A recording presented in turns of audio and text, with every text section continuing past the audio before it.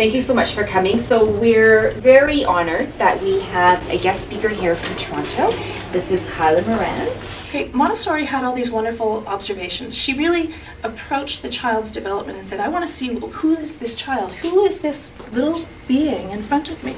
What does this child need? How do I address the needs of this child? It would be beneficial just to think a little bit about traditional schooling. The idea that the child is this empty vessel. And into this child, we need to pour knowledge. And so the teacher then becomes the font of all knowledge. And I'm going to pour my knowledge into you, and to you, and to you, and to you. Now, if I were to work with each of you one at a time, I could spend, 5 minutes with you, and then maybe 5 minutes with you. But all the rest of you are very bored. So what we're going to do is we're going to all put you in the same class. And I will pour into all of you at the same time. It's very efficient to do it that way. And that sort of brought us to the factory model of education. There's a speaker, he has a TED Talk, Sir Ken Robinson, and he talks about the factory model is really based on the idea that children, according to their manufacturing date, will enter the system and then proceed 1 year at a time, synchronously, everybody moving along at the same time through the system. And really works well when you want to have large groups, so sort of that mass education. One of the problems with that he identifies is that it kills creativity. This whole factory model goes back to the behaviorist B.F. Skinner. He was a psychologist, and he sort of said, we can identify learning, we can measure it.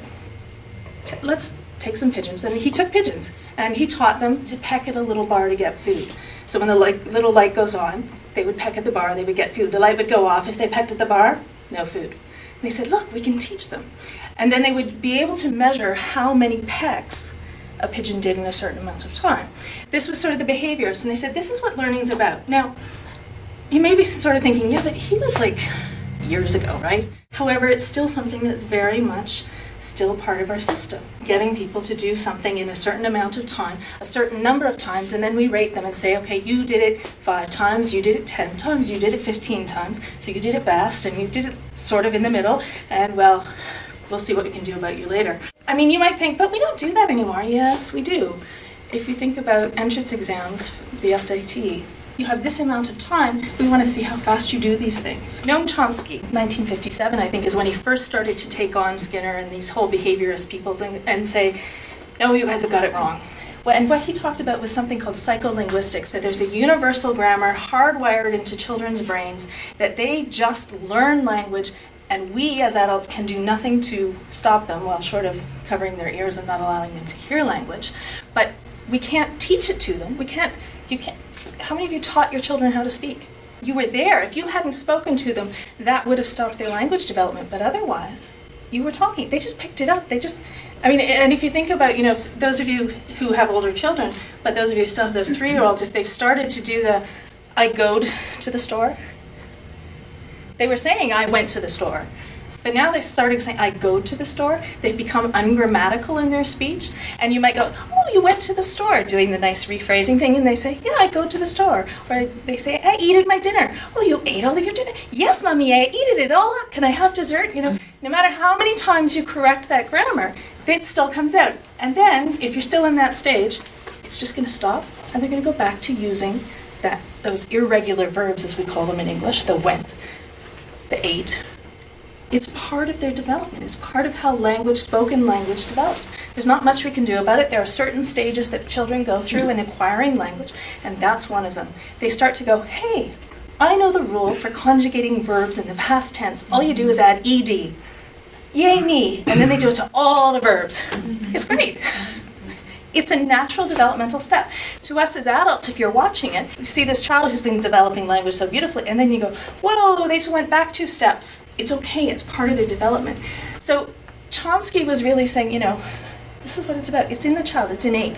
So he used the psychological, and linguistics language. Dr. Montessori, 30 years before that, was talking about something called psychogrammatica and psychomathematica. She was talking about psychological grammar, psychological mathematics. She was saying there is something in the child's brain that allows them to understand these concepts. And so her ideas have taken a lot of time sort of to come into the mainstream, and often a lot of her ideas now have been attributed to other people who may or may not have heard about Montessori. Now, the reason I wanted to talk about behaviorists is because when you're talking about the hard sciences, so chemistry, physics, things like that, it's very easy to have quantifiable, measurable things. And so what researchers had to do is really try and isolate. You say, I'm going to have some adults who are going to come in, you have a list of 10 nonsense syllables, you're going to memorize them. When you're done memorizing, we're going to give you a little test. Then you're going to come back in a week, and we're going to see how many of them you still remember.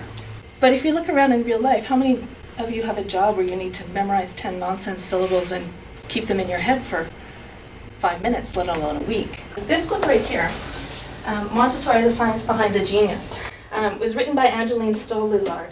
And she's actually sort of taken 8 ideas of Montessori's. Here's the research that is backing it up. 20 years ago, I was a Montessori skeptic. I had taken a Montessori teacher training course and was frustrated at not being able to discriminate scientifically supported ideas from mere opinion. And I was convinced that while Montessori surely had its strengths, traditional and other forms of education surely had theirs too, and the best educational system would combine the strengths of each system.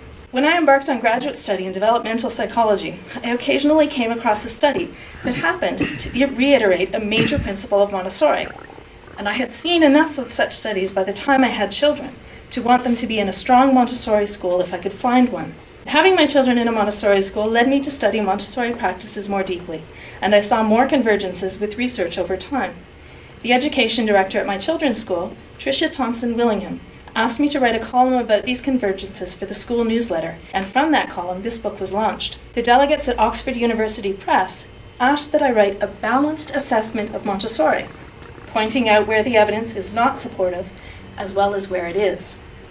I have done my best to do this, but there is a real problem. Their assumption, like my original one, was that Montessori must have aspects that are supported by research and aspects that are not. Yet her major ideas, that there is a close relationship between movement and cognition, that the best learning is active, that order is beneficial for children, are supported by a strong body of evidence in developmental psychology. Some of her main developmental ideas that did not take hold until later and are rarely attributed to her are now mainstream, such as that children go through sensitive periods in development and that language is, in a sense, innate. None of the Montessori ideas that I would consider central have been disproven. Others are not researched. If you are a little bit afraid of this kind of reading, it's excellent. It's a very readable book, and it's the kind of book where you can go, you can look at it and you can say, oh, I'm going to read this section about choice, and you can read just little bits of it. You can pick it out. It's very readable, very accessible. We have a copy. Yeah. I think they're out. We've got a little Montessori library. That's excellent. Research is showing very, very clearly that choice and control are absolutely essential to optimal human learning. So for the best learning, you need to have choice. If it's not there, yes, you can still learn. Yes, things are still going to happen. Children develop into wonderful human beings, no matter how they're educated. Look around the room, you're all wonderful human beings. None of you went to a Montessori school, you're all fine. So don't, it's okay, But for optimal human learning, we need to have choice. They were interested in people having independence and making some choices. In grades 4 to 6, the children were more intrinsically, they were more driven and motivated to learn for themselves. They made those choices. They saw themselves as more competent, and they expressed a greater sense of self-worth. They felt better about themselves, and they felt they could do more when the teacher encouraged them to be independent of the teacher. Teachers who felt that they were independence encouraging, they were autonomy oriented themselves as a teacher, were actually found to be more perceptive and more on target with their understanding of the child's learning and where the child was at. So by me expecting you to be independent learners from me, that expecting that you would be autonomous, and by thinking that that is how I taught, I actually had a better idea of where you were than teachers who sort of, I'm teaching, you listen, this is what you all need to know. When children perceive themselves to be more in control, they are more likely to see themselves as academically competent, more worthy in a global sense, and motivated by learning. If you take a moment and just sort of think about work, in those areas where you're in charge, you know what you're doing. You feel comfortable with that. You're happy with that. You know, they have these children and they said, you're going to write a story and we're going to give you a reward at the end of it. And you can earn this reward. It says, you know, good work award or something. And they said, you can earn this. And then they had another group where they didn't tell them, they just said, we're going to have you write a story. And at the end, they just sort of gave them that award. Adults who didn't know anything about this study had these different ones. They actually rated the stories of the children who were given an award, told that they could achieve it, and were given the award at the end. They actually rated their stories less creative. I don't understand the human mind sometimes, but that's just how it seems to be working. Now, choice must be balanced. Choice does not mean license to do whatever you want.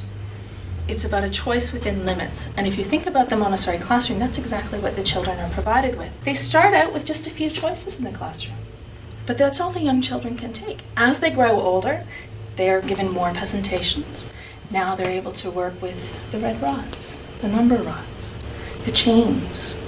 The number of choices grow as they get older and become more competent and are able to do more things. And that's what's provided for in the CASA environment and in the elementary environment. The same thing happens. They come in, they start to explore, they become more skilled, they become more knowledgeable. And it's not so much that they can choose from everything in the classroom. They choose from the things that are appropriate to their age, to their developmental level. So Dr. Montessori wrote in The Child, the Society, and the World, these children have free choice all day long. Life is based on choice. So they learn to make their own decisions. They must decide and choose for themselves all the time.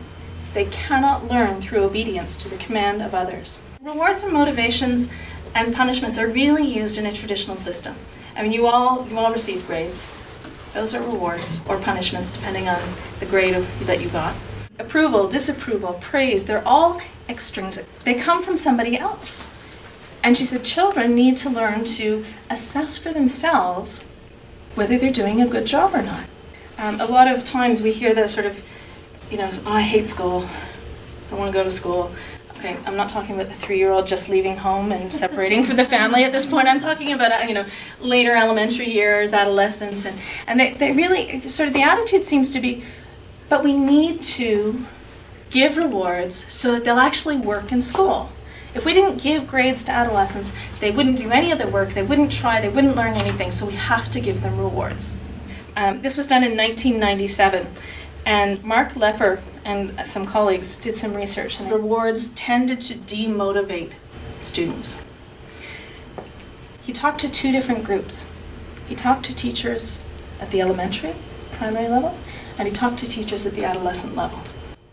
When the results of this literature were described to audiences of educators who worked primarily with young children, the typical response was unadulterated approbation. Yay, let's get rid of the grades. These teachers clearly understood the phenomenon under discussion and thought that research documenting such effects was long overdue. When the same findings were presented to educators who themselves worked more with older students, a second prototypic response began to appear.